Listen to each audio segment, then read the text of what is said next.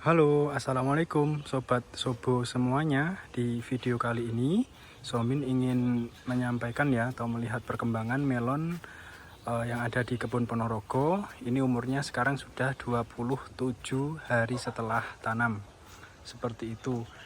Jadi seperti video yang sebelumnya ya, memang di kebun yang satu ini itu Somin sedang uji coba implementasi satu tanaman ada di satu polybag, kemudian dibuahkan dua.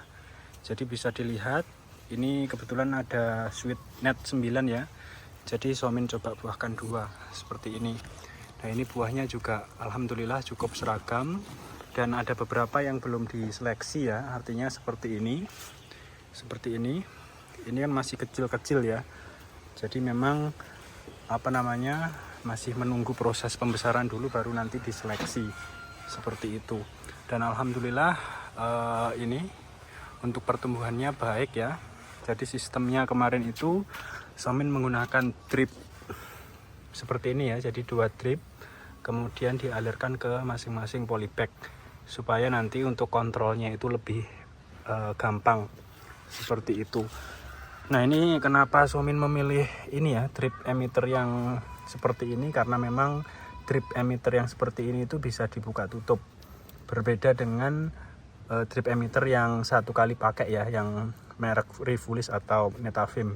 Itu biasanya memang harus SOP-nya harus bagus supaya tidak ada kemacetan seperti itu.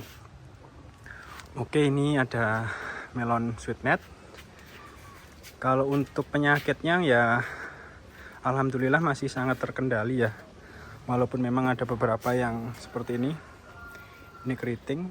Jadi kalau untuk keritingnya sendiri dari beberapa ini ya, dari populasi ini mungkin sekitar 1-2% saja seperti itu. Nah ini untuk melon yang sweet honey. Kalau sweet honey itu memang terkenal ini ya, besar-besar buahnya. Jadi cukup banyak yang sudah kelihatan seperti ini. Ini ada 3, masih ada 3, ada 4 malahan. Ada 4 belum diseleksi, nanti nggak apa-apa, nanti diseleksi. Nah seperti ini ya.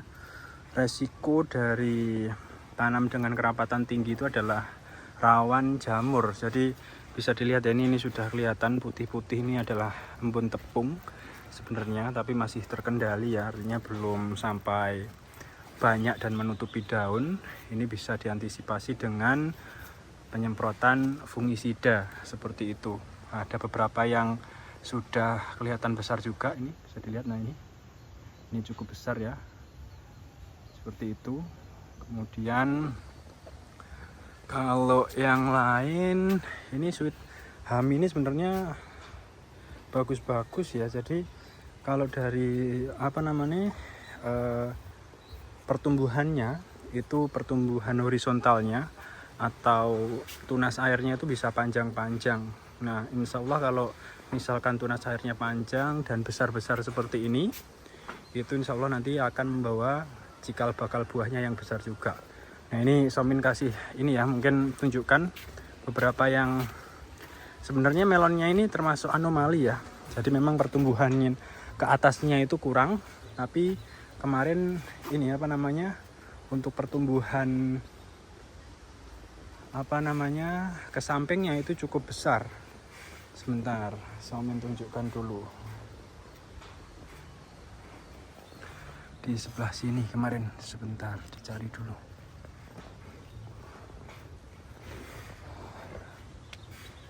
Oh ini. Nah ini memang kalau dibandingkan dengan yang lainnya, ini kan tingginya masih segini ya. Kalau yang lainnya tingginya sudah cukup tinggi. Nah ini kemarin memang agak lama nunggu perkembangan atau tumbuh ke atasnya, tapi di satu sisi dia tumbuh ke sampingnya sangat luar biasa. Jadi dia membawa batang yang sangat besar ini. Ini batangnya sangat besar, jadi bisa dipastikan buahnya juga maksimal besarnya.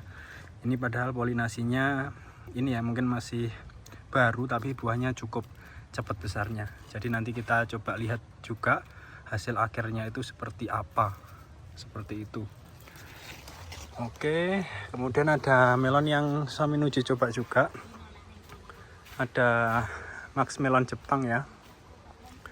Max Melon Jepang itu ada di belakang, jumlahnya nggak banyak. Dan memang kalau di kebun Somin, karena memang nutrisi yang Somin pakai mungkin ini ya kurang cocok, jadi mungkin perkembangan atau pertumbuhan Max Melonnya ini juga ya mayoritas lebih pendek dibandingkan yang lain gitu. Tapi kalau untuk buahnya itu menurut Somin luar biasa. Jadi cikal bakal buahnya itu seperti ini ya. Jadi apa ya, mungkin kalau dibandingkan dengan yang lain itu cenderung lebih besar cikal bakal buahnya itu seperti ini. Ini buah besar ya, di kamera mungkin nggak terlalu kelihatan, tapi kalau misalkan dilihat langsung gitu, kemudian dibandingkan dengan cikal bakal buah yang lain itu juga cukup apa ya, jauh seperti itu. Ini buah besar sekali cikal bakal buahnya, padahal belum dipolinasi ya tadi. Jadi barusan Somin polinasi tadi.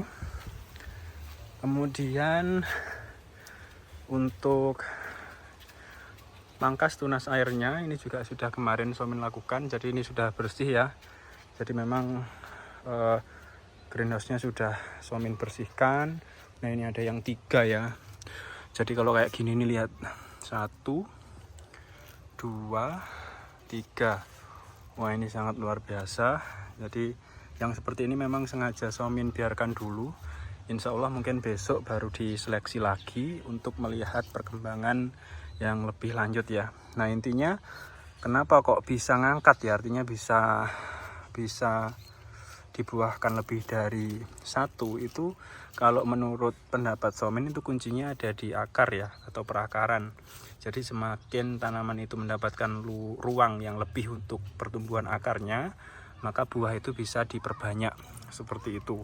Nah dengan catatan maksimal mungkin ada di 2-3 ya di satu tanaman. Kalau nanti misalkan dibuat 4 kemungkinan bisa, tapi panennya itu nggak bisa berbarengan seperti itu. Jadi kan kalau di hidroponik itu kan juga ada metode-metode seperti ini ya, Majida itu ya, yang di Jepang itu ya. Jadi satu melon dibuahkan terus tanpa ada pruning tunas air, itu juga ada. Nah tapi kan ini apa namanya, yang harus digarisbawahi kan panennya nggak bisa bareng gitu. Jadi kalau untuk skala bisnis mungkin yang paling ideal itu adalah 2-3 seperti itu. Nanti dilihat dulu perkembangannya. Nah ini alhamdulillah bagus-bagus ya, bisa dilihat seperti itu. Ini alhamdulillah kipasnya Somin sudah matikan, kipasnya ada di situ tuh. Kenapa dimatikan? Karena memang tanamannya sudah cukup tinggi.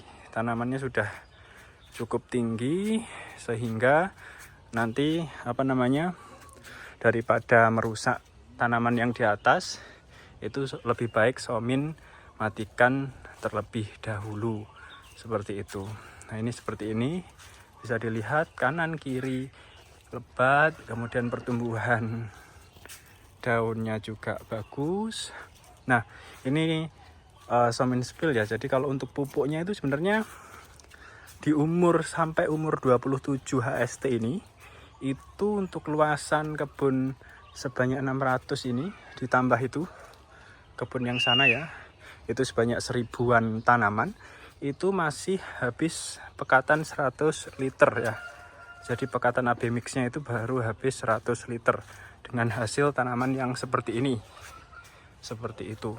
Memang Somin ini ya sedang eksperimen juga bagaimana menghasilkan produk tanaman yang bagus, tapi juga ada hemat juga di pupuk seperti itu. Karena kan harga pupuk itu bisa dibilang adalah faktor modal terbesar ya di pertanian hidroponik seperti itu. Semakin harga atau pupuknya itu tinggi, nanti hasil panennya atau keuntungannya juga semakin sedikit seperti itu. Jadi efisiensi pupuk itu sangat penting untuk petani dengan sistem hidroponik seperti itu.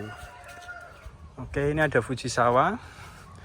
Fujisawa juga sama, mayoritas tingginya kalah ya dengan yang ada di sana, yaitu Sweet Net 9.